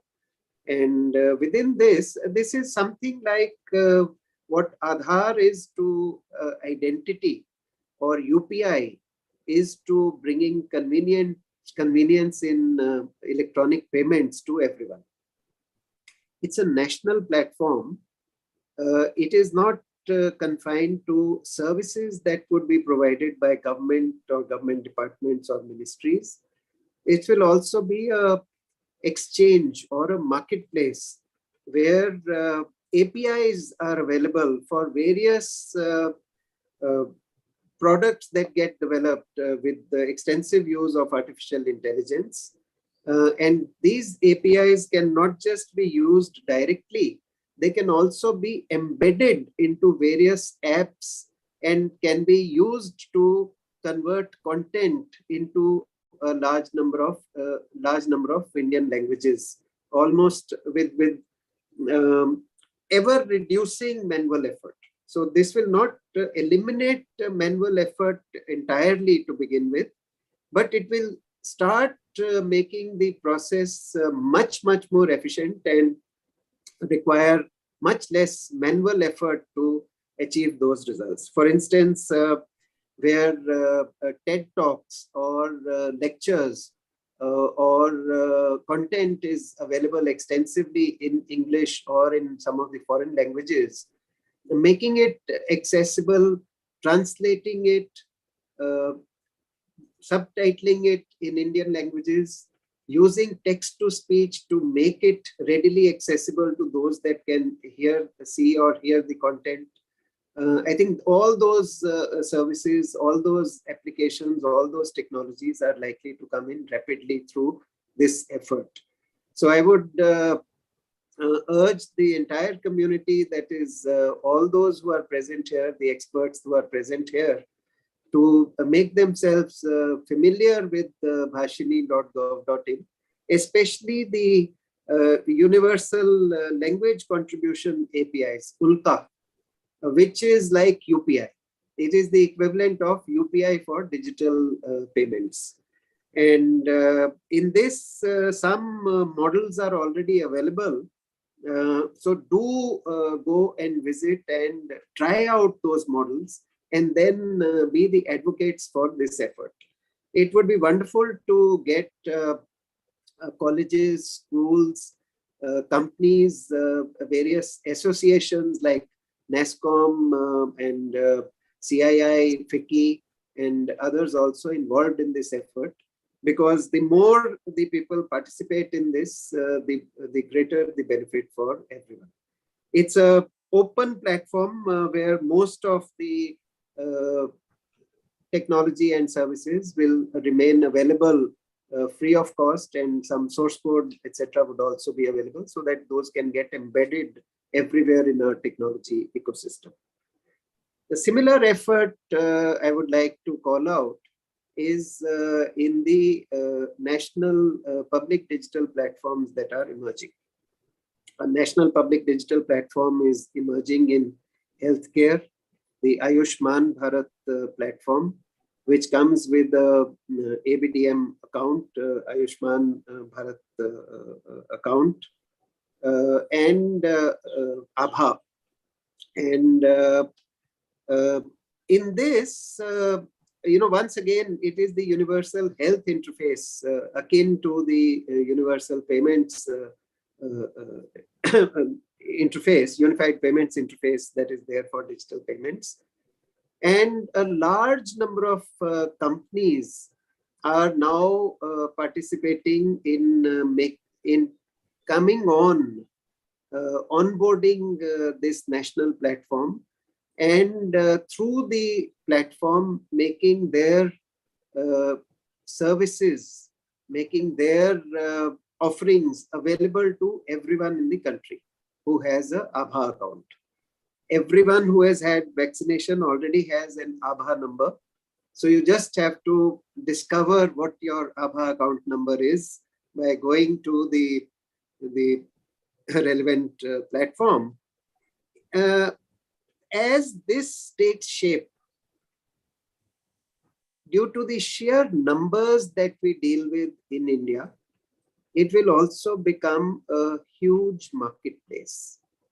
When we went out with UPI, entities like Paytm, PhonePe, Google Pay, Amazon Pay, and various others have taken shape, and they have become huge entities. And today, almost in every shop in the country, you see a QR code, which is not just a QR code for a particular application, but it's an interoperable QR code. So that kind of transformation may start happening in healthcare.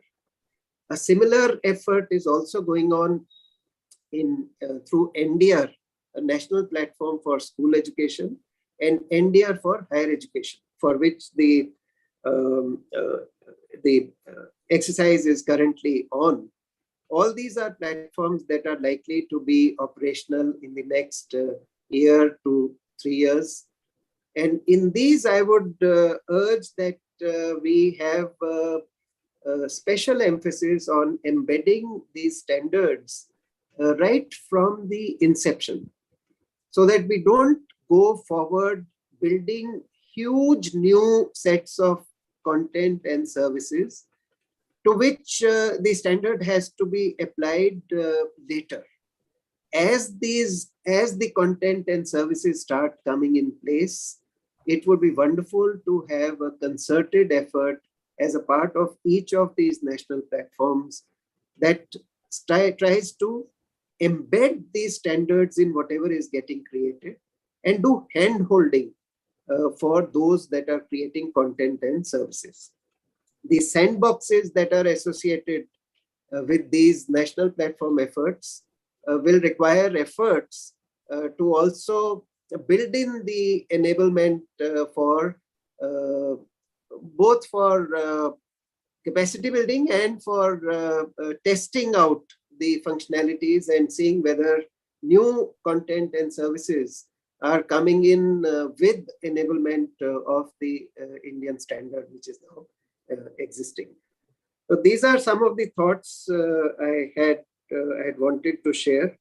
In addition, I am very enthused by the prospect of new technologies that are coming in very rapidly.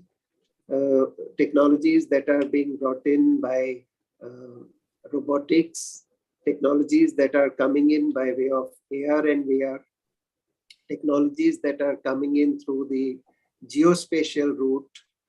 A large number of these technologies, a complete bunch of technologies that is coming our way through application of artificial intelligence, especially the natural language processing, the automated speech recognition, the text-to-speech, OCR recognition, handwriting recognition, and all of these technologies and more, and the translation technologies as well. So I hope that we will, through these huge national platforms and marketplaces that are coming in place now, we will create not just as a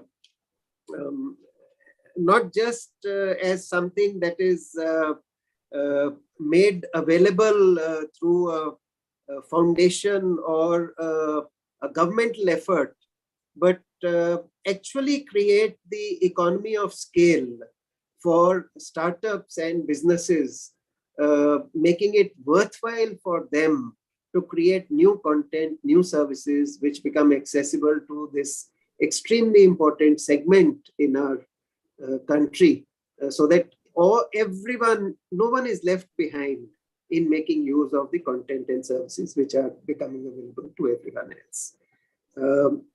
And finally, I would like to also call out one small effort, but a very, very important effort, which is the use of technology in preventing disability, in recognizing when the disability starts setting in, right from the birth, through a process of systematic screening and tackling different things. This is a part of what is called the RBSK, Rashtriya Bal Swasthya Karyakram.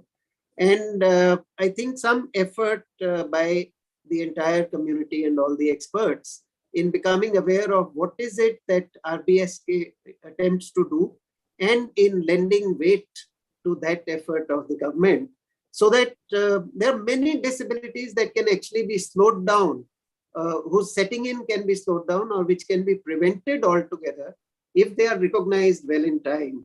So this also needs tremendous application of effort, and maybe some of these standards will go hand in hand, making it possible for us to address the huge challenges that are before us. I hope that with the kind of dynamism we have in the country today, with the kind of technological capability, the combination of communications, broadband, IT, and electronic manufacturing, which is today available with us, that India will take the lead in creating solutions which will address not just the 40 to 80 million that we count within our country, but potentially 1 billion across the world who require similar services and content and services. Thank you for giving me this opportunity to share my thoughts with you. Thank you. Thank you so very much, Shri Ajay Sani ji, for attending today's session, taking the time out from your schedule. It has really been a privilege and an honor to hear your words of support and direction. Thank you so much for coming and joining us today. Before we come to the conclusion of today's session, it is now my privilege to invite Ms. Karishma Chhabra, who has already been introduced to us, to propose a vote of thanks. Karishma, over to you.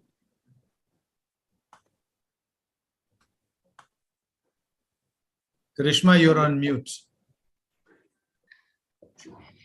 Sorry, am I audible? Yes. Thank you so much, Mr. Mukherjee, and thank you for moderating today's session so wonderfully.